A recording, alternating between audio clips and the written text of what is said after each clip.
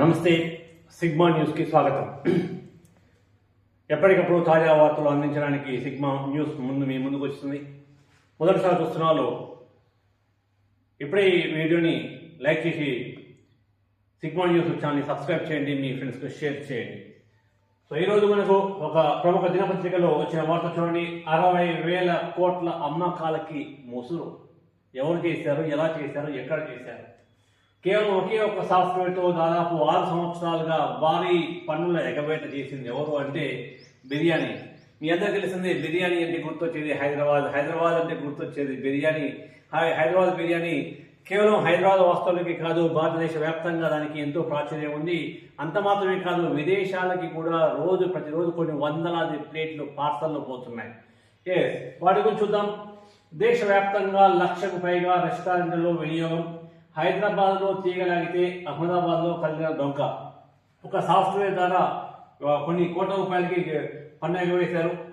So మీరు రెస్టారెంట్కి వెళ్ళారు, బిర్యానీ తిన్నాక బిల్లు వచ్చింది, అందులోని పన్నులతో సహా మీరు డబ్బు చెల్లించి వచ్చేశారు. బిల్లు ఇచ్చారు కనుక మీ నుండి వసూలు చేసిన సొమ్ము ప్రభుత్వానికి వెళ్తుంది అనుకుంటున్నారు. కానీ అది దేశవ్యాప్తంగా వేల సంఖ్యలో రెస్టారెంట్లు ఆ పన్ను మొత్తాన్ని ఎగవేస్తున్నారు. నేరుగా లేదా డెలివరీ యాప్ల ద్వారా చేసిన అమ్మకాలను 20 నుండి 30% తక్కువగా చూపించడము, యూపీఏ చెల్లింపులకు కూడా రోజుకో క్యూఆర్ కోడ్ వినియోగించడం వంటి వ్యవహారాల ద్వారా ఈ అక్రమాలకు పాల్పడుతున్నారు. వీటన్నిటికీ ప్రత్యేకంగా రూపొందించిన బిల్లింగ్ సాఫ్ట్వేర్ని వినియోగించడం తేలింది. దేశంలోని అత్యధిక రెస్టారెంట్లు చాలా మంది రెస్టారెంట్లు కూడా దీనికి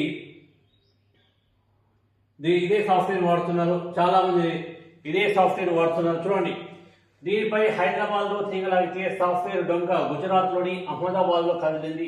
దీని సహాయంతో 2019 నుండి 60,000 కోట్ల రూపాయల విలువైన లావాదేవీలని దాచిపెట్టి పన్ను ఎగవేశారని అధికారుల ప్రాథమిక అంచనా. ఆదాయ పన్ను శాఖ అధికారులు గత ఏడాది నవంబర్లో హైదరాబాద్లోని 2 ప్రముఖ ఫుడ్ డెలివరీ యాప్ల కార్యాలయాల్లో తనిఖీలు నిర్వహించారు. ఆ యాప్ల ద్వారా ఏ రోజు ఎంత విలువైన ఆహారము సరఫరా చేశారనే వివరాలు సేకరించి ఆయా రెస్టారెంట్లో సోదాలు చేశారు. 2 చోట్ల లభించిన విక్రయ గణాంకాలను పోల్చి చూడగా భారీ వ్యత్యాసాలు కనిపించాయి. ఉదాహరణకి ఒక రోజు ఒక రెస్టారెంట్ నుండి 100 బిర్యానీలు వినియోగదారునికి డెలివరీ చేసినట్లు యాప్ ద్వారా వెల్లడైతే రెస్టారెంట్ రికార్డులో 70 బిర్యానీలు మాత్రమే నమోదయ్యాయి. అంటే 30 బిర్యానీలు నమోదు కాలేదన్నమాట. రెస్టారెంట్ల హార్డ్ డిస్క్లలోని డేటాను అధికారులు విశ్లేషించగా సాఫ్ట్వేర్ పన్ను ఎగవేతకు అనువుగా రూపొందించినట్లు వెల్లడైంది. దేశవ్యాప్తంగా రెస్టారెంట్ల బిల్లింగ్లకి సంబంధించి గుజరాత్లోని అహ్మదాబాద్లో ఉన్న ఒక సంస్థదే అగ్రస్థానం. దాదాపు 1,00,000కు పైగా రెస్టారెంట్లకి ఈ సంస్థ సాఫ్ట్వేర్ అందిస్తుంది. ఆయా లావాదేవీల డేటా కూడా అక్కడే నిల్వ చేస్తున్నారు. లావాదేవీలు తక్కువగా చూపించేందుకు ఆయా రెస్టారెంట్లో వేర్వేరు క్యూఆర్ కోడ్లు వినియోగిస్తున్నారు. ఒక్కో రోజు ఒక్కోటి అందుబాటులో ఉంచుతున్నారు. దీంతో అమ్మకాల ఆదాయంలో కొంత మాత్రమే రెస్టారెంట్ చెందిన అసలైన ఖాతాలో నమోదవుతుంది. దానికి మాత్రమే పన్ను చెల్లిస్తున్నారు. మిగిలినంతా పక్కదారి పట్టిస్తున్నారు. వినియోగదారులకు ఇచ్చే బిల్లులోనూ 30% మేర నమోదు కాకుండా జాగ్రత్త పడ్డారు. రోజు అమ్మకాల మొత్తంలో కొంత భాగాన్ని డిలీట్ చేయడం మరొక పద్ధతి. ఉదాహరణకి ఒక రోజు 1,00,000 రూపాయల వ్యాపారం జరిగితే అందులో 20,000 మేర లావాదేవీలను చెరిపేయవచ్చు. సోదాలు జరిపిన అన్ని రెస్టారెంట్లు ఇలాంటి అవకతవకలకి పాల్పడినట్లు అధికారులు గుర్తించారు. ఈ అవకతవకలన్నీ సాఫ్ట్వేర్ ఆధారంగానే జరిగాయి. గత 6 ఏళ్ల కాలంలో ఈ సాఫ్ట్వేర్ వాడిన దాదాపు 1,00,000 రెస్టారెంట్లు ఏడాదికి కనీసం 10,000 కోట్లకు పైగా అమ్మకాలు నమోదు కాకుండా చూసినట్లు భావిస్తున్నారు. అంటే 6 ఏళ్లలో ఈ మొత్తము 60,000 కోట్లకు పైమాటి.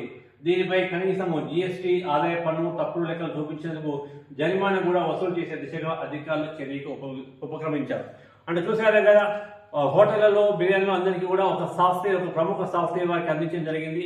ఆ సాఫ్ట్వేర్ ద్వారా ఆన్లైన్లో బుక్ అయిన వాడికి దాదాపు ఒక 30% డిలీట్ చేస్తున్నారు. అంటే 100 బిర్యానీలు ఆర్డర్ ఇస్తే 30 తీసేసి 70 బిర్యానీలు మాత్రమే ఉన్నట్టు చూపిస్తున్నారు.